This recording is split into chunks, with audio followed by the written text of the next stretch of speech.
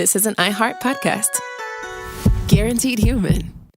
With no fees or minimums on checking accounts, it's no wonder that Capital One Bank Guy is so passionate about banking with Capital One. If he were here, he wouldn't just tell you about no fees or minimums. He'd also tell you about how Capital One cafes are open 7 days a week to assist with your banking needs. Yep, even on weekends. It's pretty much all he talks about, in a good way. What's in your wallet? Terms apply. See CapitalOne.com/bankguy. Capital One N.A., member FDIC. Work can be a little weird. Cringy training seminars, coworkers who won't stop talking about their plant, forgetting the mute button at an inopportune moment. We have to deal with a lot on any given workday. Sometimes it can feel hard to thrive and move forward in your career. Well, that's where LinkedIn comes in. LinkedIn helps you get ideas and insights from experts in your field, connect with people professionally, grow your network, and access tools designed to help you find the right fit for your next role. Whether you're just getting started, figuring out your next move, or looking to accelerate your career, LinkedIn is built to support you at every stage, because LinkedIn is the network that works for you. Visit linkedin.com/knowstuff to learn more. Hello, friends. It's me, Josh, and for this week's SYSK Selects, I've chosen a super cool episode that has it all. Engineering, strange physics, Elon Musk. What else do you want? What more could you ask for? Also, by the way, I'm pretty sure that the contest we talk about in the listener mail is no longer around since it's many, many years old. At any rate, enjoy this episode about the future of transportation. Welcome to Stuff You Should Know, a production of iHeartRadio's How Stuff Works.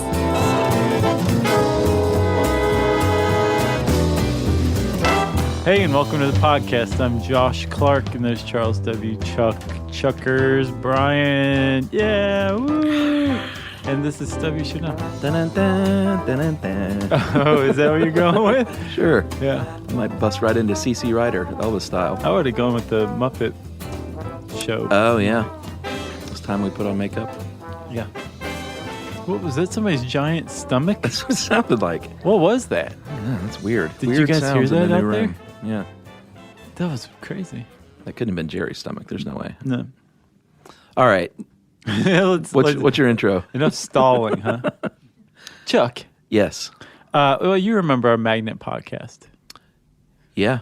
I personally thought it was a great episode because we explained how magnets work. Yeah, it's good. Tough, but good. Yeah, it was tough, but it was also kind of, it was one of those ones where you're like, oh, okay, that explains pretty much everything about magnets, something that I've used before in my life. Sure. And I just kind of took for granted. Some people think that they're magic, but we kind of said this is how they work. Yeah. I liked it. So I liked this article in theory. The one we're about to do a show on? Yeah. Mm-hmm. About maglev trains. Yeah, we did a video on maglev trains. Remember that? One of our interstitial shorts was on maglev trains. Did we? Yeah.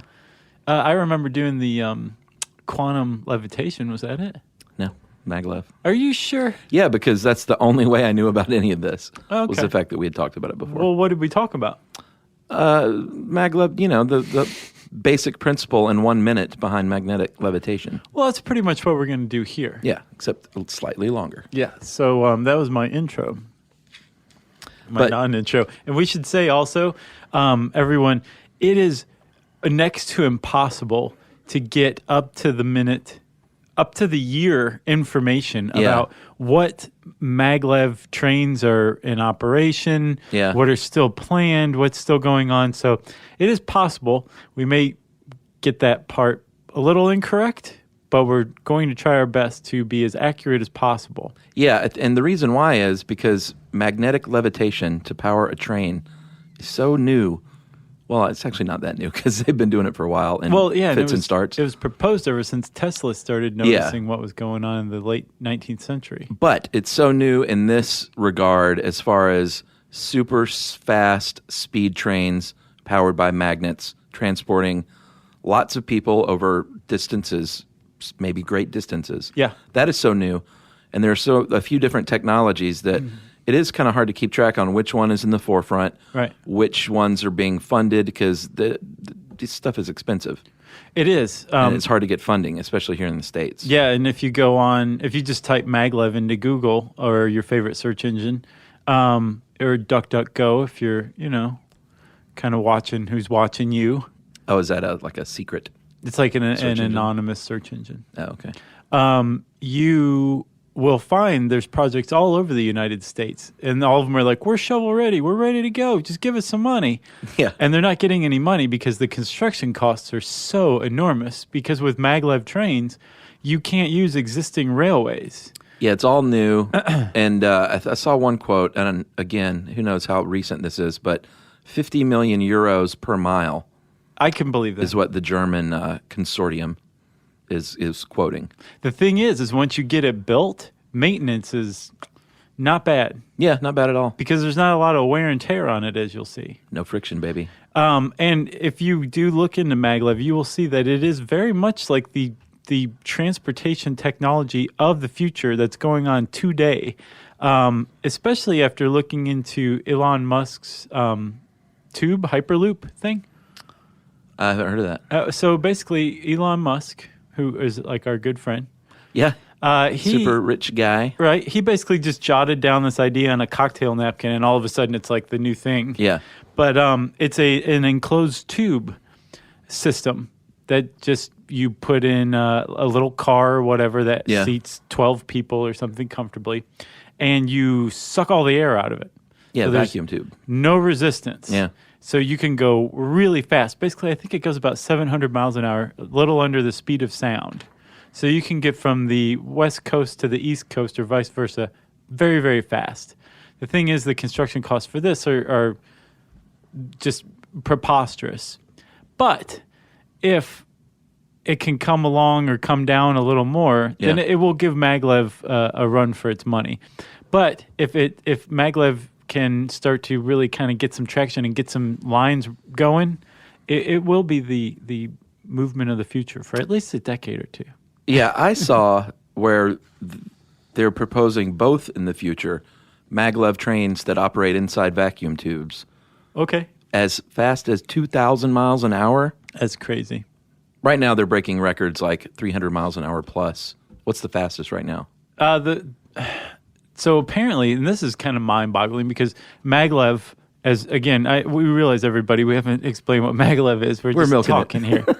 But maglev, the great advantage it has is that it supposedly goes faster than the normal steel wheel train. Oh, yeah. Apparently, a TGV train, which is a steel wheel train in Europe, they beat a maglev land speed record. Really? That was held by the Japanese maglev of about 351 miles an hour. I think it went like 360. Man, I don't know if I'd feel safe. Yeah, I can imagine. I was reading a quote from a maglev rider, and they were saying like, you can tell you're going really fast. Yeah. Like on the bullet train. Yumi's going to be so disappointed because she's taught me how to say it in Japanese so many times, and I don't want to butcher it. But the bullet train, it goes pretty fast. Yeah. It's like 150 miles an hour or something. But it just looks like everything's a blur. Yeah. You don't feel like you're going fast. Apparently in a maglev, it goes fast enough to where like you feel like, holy cow, we're going 350 miles an hour. Well, our very own parent company did a show, World's Fastest Trains. Yeah. And I watched the maglev segment, and the dude, was in the front room with the driver, and they were like, all right, we're going 300 miles an hour now. And it's hard to tell on the TV, exactly how fast they're going. Because I looked and I was like, well, it doesn't, looks like about 100 to me. Mm-hmm. But, I think being on the train. And I think the key to not feeling too weird is obviously you're not being shot out like a bullet. You're ramping up to that speed. Right. So that helps. Plus, if you dress normally for your train ride, you'll feel less weird too. That's right. Also, hold on, one more thing. We're talking very high speeds, 350 miles an hour. Yeah. That's the speed record of a maglev. Yeah. But they're averaging like 250 or more. Yeah.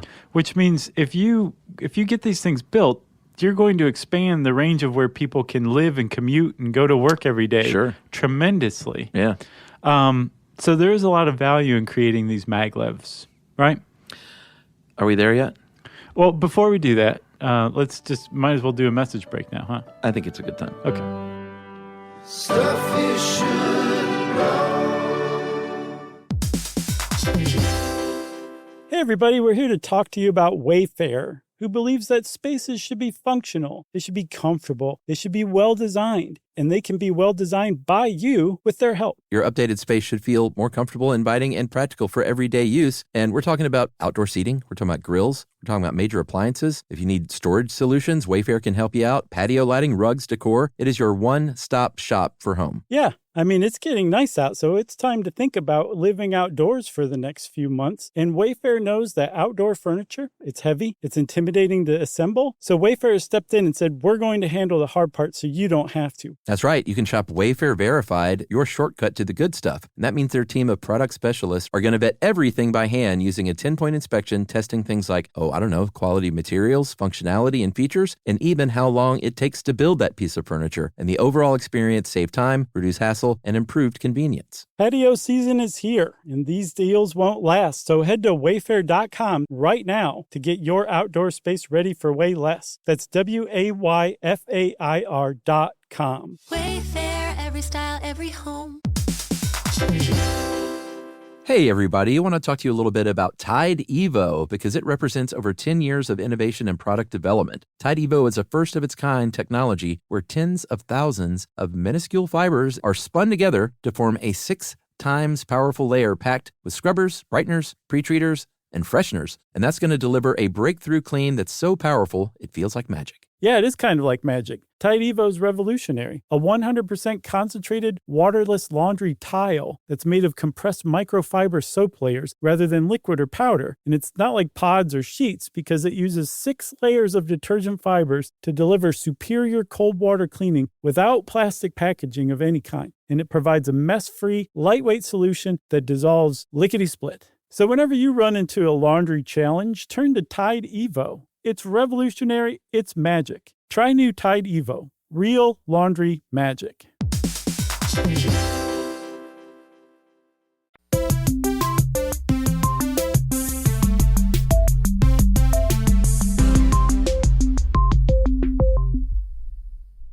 All right. So now can we get down to brass tacks? Yes. Let's. Okay. This is kind of confusing because I read a paper in 1980, where this guy was saying, like, there's a lot of people calling all these different technologies Maglev. Yeah. This is all very early stage proposal. It hadn't been proven yet. Yeah. But he was saying there's at least 7 different kinds of technology here that everyone's calling Maglev that are different enough that they're just different. Yeah. But for the purposes of this podcast, we can get away with Maglev. But we have to point out that there are some really different systems that are in use and being proposed right now. And a lot of them have to do with the suspension systems. Yeah, I think what's going on now, there are 3 pretty much leading competing systems, right? Yeah, because we should say, Chuck, a maglev train is a train that uses magnets to float above a track. Yeah. By either a half a centimeter to, I saw one that floats up to a foot off the track. That's a little scary. It seems a little scary, but apparently the higher you go in that high end of the range, the more stable it is. All right. Yeah, but so the train is literally not touching the tracks, and it floats along it. And the reason that's why it can go so fast is because there's no friction. No friction. The only resistance is air. Right. And they're super sleek, of course. Yep. So even the air is cut down. So let's go to Germany first because they have a system, Transrapid. It's called, the company is called Transrapid International. There's also a Transrapid USA now, I think. USA. That's right. And the German version is electromagnetic suspension. And the way that the guy on the Discovery Channel show described it was that electromagnets, well, when you use electromagnets, they're only magnetized when there's a power source involved. When there's electricity running through them. Exactly. So that's important to remember. It is, and we'll point out why later. Because in the German system, the EMS system, it's all about attraction. It's not magnets repelling each other. It's magnets that are attracted to each other, and the reason that they float is they're basically switching it on and off, pulsing the electromagnetic magnet so fast that it creates that hovering attraction. Okay. So that's the German version. So, okay. And apparently this German version, I think they do use repulsive magnets, but on the sides for the guidance magnets. Yeah. So to make it hover, they're turning it on and off a lot. So it wants to stick but no, but stick but no. Yeah, right? and there's not a dude on a switch doing it really fast. Like, No. it's all programmed to pulse. Right. They have computers handling it. Sure. And then, so this is the suspension system you're talking about, right? The electromagnetic suspension? Yeah, the EMS. And the word suspension is kind of easily overlooked, but in this case, we're literally talking about how the train is suspended in midair above the track in this case. And with the EMS, it's about, I think, a half a centimeter to a centimeter. It's very close to the track. Yeah. And they use the electromagnets to attract. And they use the guidance magnets, which are magnets installed on the side of the train that are along the side of the track, to repel magnets along the side of the track to keep the train from bumping into the guide rails. Yeah. But it requires a computer system to constantly make adjustments to the current that's going through these electromagnets to either attract the train to make it float, or to repel it from the sides, to adjust it to make sure it never bumps into the rails or the track. Because if you're going 350 miles an hour you don't want and your bumping. train scuffs the track, you're in big trouble. You're in big trouble. One advantage of this, the German system, is that you only need the power on for the section of track that you're using at the time. So they literally will turn on a section of track, the train goes over it, and then they'll turn it back off. Right. So it's very economically not fuel efficient, because it's not fuel. Right. And that's but power efficient. Right. And it doesn't use fossil fuels in the sense that a normal train does. Although if you go far enough down the line, that electricity has to come from somewhere. So ultimately it is coming from fossil fuels. I guess so. But the efficiency, the fuel efficiency is incredible compared to, a normal train that burns fossil fuels just to move, right? The guy that's shoveling coal into a fire. Yeah. Yeah. But I should say, so my understanding of the delivery of electricity to the track is the same for both suspension systems, that you propel like that. So the whole track is made of electromagnets, right? Okay. On both systems. And you're just sending electricity to the electromagnets that are immediately in front of and immediately behind the train. Yeah. And immediately under. Yeah, because you need to float the train, then you need to propel it. Right, and the way you're propelling it is the magnets that are just ahead of the train are going to be positive. Yes. And so that's going to attract the train, meaning it's going to pull it forward. Yeah. And then the magnets behind it are going to be charged so that they're negative, and they're going to repel the train, push it. So in the front, the magnets are pulling it. In the back, the magnets are pushing it. And again, remember, there's no friction here. It's just air. So it doesn't take a whole lot to make this train go really, really fast just using magnets. Yeah, and they, in 2002, debuted commercially in Shanghai, China, a pretty short run transporting people from airport to airport, basically, at a speed, it speeds over 250 miles an hour. So I read that the 19-mile journey now takes about 7.5 minutes. Yeah. As opposed to about an hour in a cab. Yeah. And they were going to expand it, but that was halted in 2008 over radiation fears by people. And now it's being proposed as an underground system, like to go underground to halt those fears. But in 2010, another high-speed train in the area was a non-Maglev system opened. So they basically said, well, we probably won't do this. We probably won't extend the Shanghai line now. So, yeah, I heard it's definitely on hold, but I didn't hear that they decided they weren't going to do it. Well, the regular bullet train popped up, and they were like, oh, well, now that we have that, I guess we don't need the Maglev. Oh, well. Oh, well. So Japan's got the other big rival system. So the propulsion systems are the same. You use magnets ahead of the train and behind the train to attract or repel it, right, to push it forward. I believe so, sir. The suspension systems are what differ. In Germany, you're using magnets to repel it, right? To attract it. To attract it. In Japan, you're using something called the Meissner effect. So basically, Chuck, the Meissner effect is where you take a supercooled superconductor, right? Yes. And think like liquid helium temperature, which is very, very cold. Yeah. And you put it in a magnetic field. The magnetic field basically hugs it. It goes around it rather than through it. Okay? Yes. So when you do that, the field actually levitates the thing. So if you take enough superconductors that are at the right temperature, Yeah. and you put them in the presence of a magnetic field, a whole bunch of magnets, say on a train, Yeah. the magnet will float. It will levitate. That's right. And that's the electrodynamic suspension that the Japanese are using. So basically you have a tunnel, a magnetic field tunnel Yeah. that these things are traveling through, which means that they don't need any extra magnets on the sides, or they don't need any on the bottom, or extra magnets on the bottom.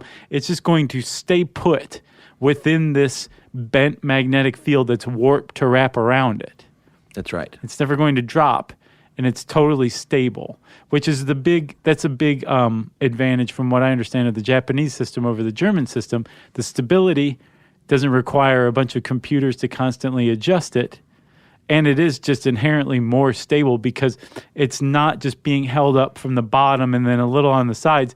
It is wrapped in this basically blanket of an electromagnetic field. Right.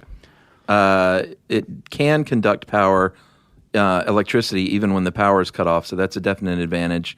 Although the German system does have like battery backups. It's not like if the power went off, the train would just go and stop. Right. But the German one doesn't need tires, and the Japanese one does. Yeah, because it needs to ramp up to a certain speed in order to begin the float. It doesn't just start immediately. What is it, like 88 miles per hour? That's Back to the Future. Oh, okay. It's 62 miles an hour. And I think they use liquid nitrogen, and it's just expensive to supercool these coils. And I think that's one of the drawbacks. But they're all expensive.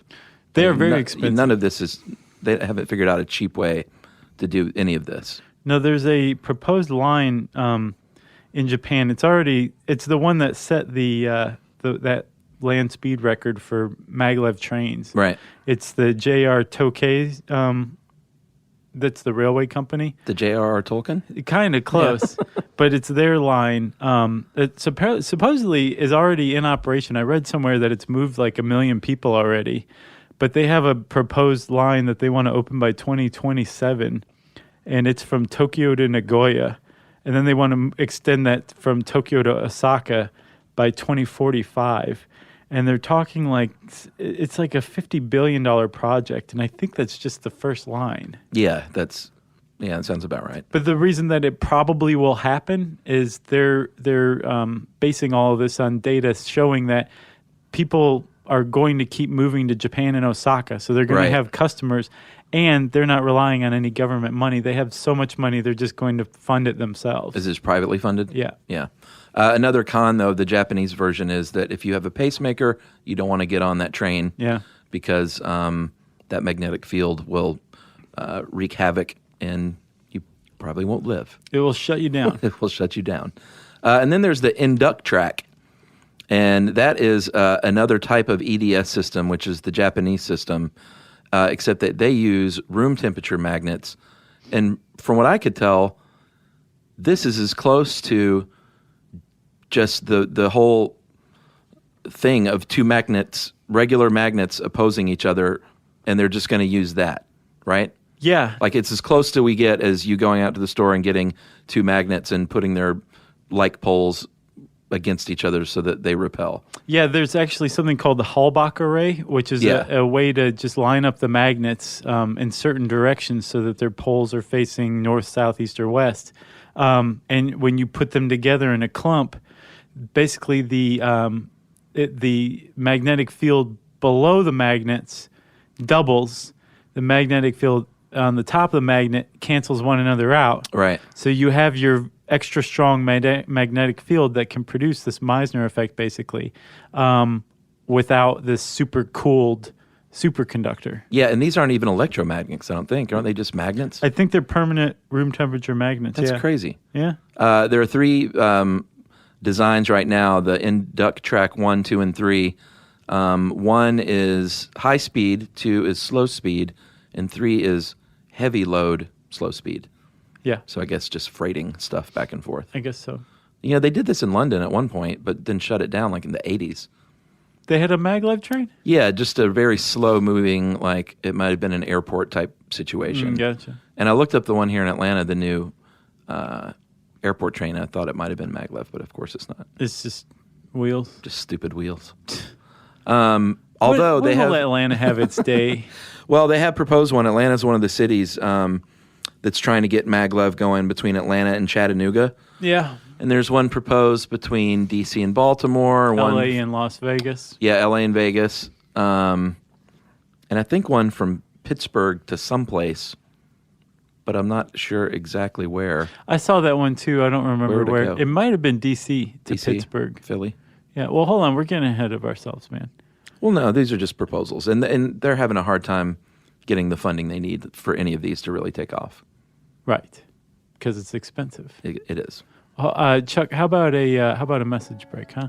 Hey, let's do it. Okay. Stuff you should know.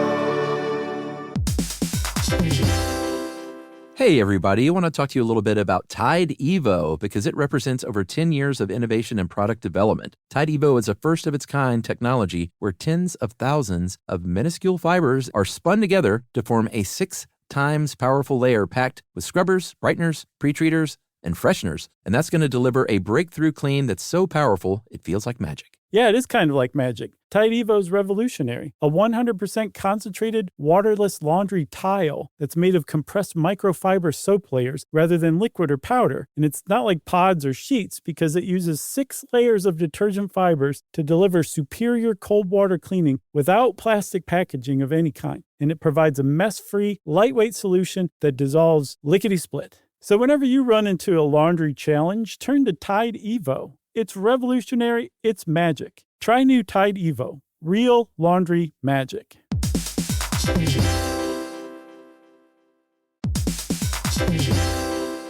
Dell PCs with Intel Inside are built for the moments that matter, for the moments you plan and the ones you don't. Built for the busy days that turn into all-night study sessions, the moment you're working from a cafe and realize every outlet's taken. Yeah, the times you're deep in your flow and the absolute last thing you need is an auto update throwing off your momentum. That's why Dell builds tech that adapts to the way you actually work. Built with a long-lasting battery so you're not scrambling for the closest outlet, and built-in intelligence that makes updates around your schedule, not in the middle of it. That's right. They don't build tech just for tech's sake. They build it for you. Find technology built for the way you work at Dell.com/Dell PCs. Built for you.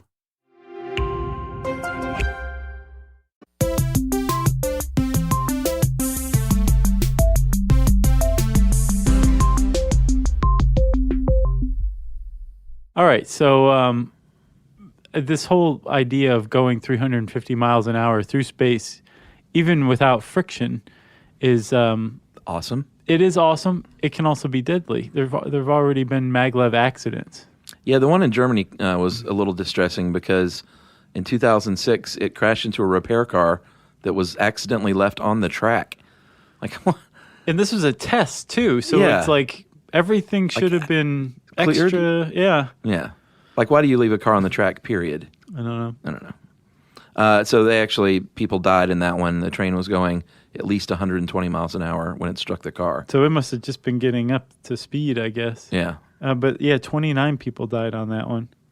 There was another one in Shanghai on that line that is in operation. Yeah, that was just a fire, though. Yeah. And I don't want to make light of that, but it wasn't like a crash or an incident like that. Yeah. I'm just glad no one got hurt. Exactly. And this is breaking news, dude. This was in the paper today as we record it in real time. Okay. The Washington Post said that Northeast Maglev, everyone's getting in on the Maglev game. Because, it really is a great idea. Yeah. It's just really, really expensive. But if you can get it up and running, it's awesome. I mean, I imagine in 100 years, there'll be a lot of this as major transportation. Sure. But we won't see it. But as of today, November 4th, Northeast Maglev has raised $50 million in private funds. They can build 5 inches of track with that. Yeah, exactly. And they're trying to get the Washington-Baltimore leg going with private funding because the government's not ponying up any money for this. I think we'll see it in our lifetime. They think $10 billion between D.C. and Baltimore. Yeah. Although they don't have a firm cost yet. But I wonder how long it would take because, that's not even that long of a drive anyway. Yeah, agreed. Maybe 10 minutes. Which, if you live in Baltimore and work in D.C., I'm sure that would be extremely attractive. Yeah, that's true. I don't know about the Atlanta to Chattanooga thing. Who cares? Yeah, right. People in Chattanooga would be psyched, I guess, because they could get to the airport in like 30 minutes. Yeah, I guess. Not dissing Chattanooga.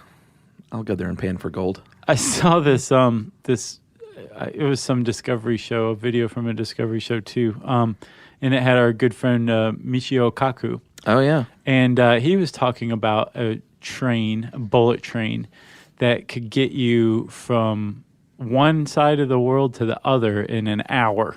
Wow! And the way that it would do that is to go through the middle of the earth. Basically, you would have to create this tube, basically like Elon Musk's idea. You create a tube, you evacuate all of the air out of it so that there's no resistance whatsoever, and you just drop. And the force of gravity takes you up to about 18,000 miles an hour. Yeah. And then once you make it to the center and out the other side, your gravity starts to work against you, so it slows you down. So within an hour, you should be able to make it from one side of the earth to the other. But as Dr. Kaku put it, it's going to be very difficult getting through the center of the earth. Yeah, that's the build a tube. I love all these theoretical ideas these guys come up with. It like it's not even remotely possible. Right, and he'd probably say like, "I was just talking about what they asked me to talk about." Yeah, he's like, "Dude, I was at McDonald's one day when I said that. Right. I was waiting in line at McDonald's." Yeah. So what else you got? I got nothing else. Maglev. Yeah, the wave of the future. Yeah, we have a standing bet now. We will see a Maglev train in operation that we can ride on while we're both alive. That's my bet. You say no? That we will if we went to Shanghai, we could do it right now. So I feel like I just won my bet. Well, that you're going to pay for us to go to Shanghai? Here in the United States. Okay. Within our lifetime, which for me is going to be about 25 years. While we're both still healthy enough to ride it. Okay, I'll take that bet. Okay, cool. Let's see if you guys want to learn more about Maglev. You can type that word into the search bar at howstuffworks.com. And since I said search bar, it's time for listener mail. That's right. This is I'm going to call this opportunity for students, filmmaking students, to get your film on. Hey guys, I work for nonprofit Antiquity Now, which is dedicated to raising awareness of the importance of preserving our cultural heritage by demonstrating how antiquity's legacy influences and shapes our lives today. Yeah, they have good stuff. We follow them on Twitter. Oh, you do? Mm-hmm. Nice. We do, Chuck. Yes, we do. Many of us at Antiquity Now are big fans of you guys. We thought you would be interested in this upcoming project. We are holding the first ever Legacy Quest International Children's Film and Video Festival, which aims to get tweens and teens excited about history. The festival will be held in conjunction with the Archaeology Channel International Film and Video Festival on May 9 through 13, 2014 in Eugene, Oregon. So here's what you got to do, kids. Okay. Young people, if you're between 12 and 15, you can submit videos that represent antiquity's legacy in our contemporary life. For example, you could depict how the invention of the wheel or calendar has contributed to modern society, or how ancient methods of solar energy have informed today's green technology. You got that? Yes. Entries may be submitted by an individual student or by a group or class under the guidance of a teacher, as the festival was designed in accordance with the United States National Curriculum Standards for Social Studies. Legacy Quest would be a great project for teachers to do with their classes. Creating the video will support the development of literacy, research skills, writing skills, visual communication, and storytelling. And they have prizes. First, second, and third prize, along with 10 honorable mentions, will be announced at the Archaeology Channel International Film and Video Festival. Nice. and promoted online by both the Archaeology Channel and Antiquity Now. And us. So for more information and submission forms, go to antiquitynow.org. And that is from Chandra Goldfinger. Not Chandra. Right. She points out it's Chandra Goldfinger. which is a great name. It really is. And again, that's May 9th through 13th of next year. Teachers, students. Where can they go to find out more info? Yeah, antiquitynow.org. Yeah. Or you can follow them on Twitter and ask them yourself. Yes. If you want to let us know about any cool stuff you've got going on that you want to share with everybody who listens to Stuff You Should Know, your fellow SYSK family, you can tweet to us at SYSK Podcast. You can join us on Facebook.com/Stuff You Should Know, or you can send us an email to stuffpodcast@howstuffworks.com. Stuff You Should Know is a production of iHeartRadio's How Stuff Works. For more podcasts from iHeartRadio, visit the iHeartRadio app, Apple Podcasts, or wherever you listen to your favorite shows.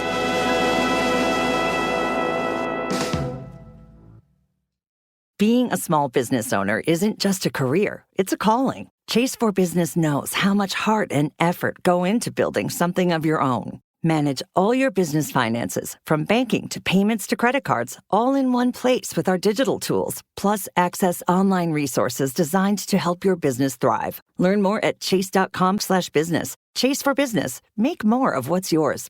The Chase mobile app is available for select mobile devices. Message and data rates may apply. J.P. Morgan Chase Bank N.A. Member FDIC. Copyright 2026. J.P. Morgan Chase & Company. This is Danielle Fishel. And Ryder Strong from Pod Meets World. As cat parents, Ryder and I know the feeling of being ignored by our cats. I often wonder, does my cat even love me? Well, there's only one solution to solve that. Sheba. Feed your cat Sheba and go from feeling ignored to truly adored in 12 days, guaranteed or your money back. Sheba has so many incredible products that can satisfy even the pickiest eater. Like new Sheba Grilled, made in the USA with the finest ingredients from around the world. They are savory strips in a succulent sauce that cats are sure to love. And it's 100% complete and balanced with essential vitamins and nutrients for adult cats like my Bill. Made without artificial flavors or preservatives, no corn, wheat, or soy. To learn more, check out Sheba.com. This is an iHeart podcast. Guaranteed human.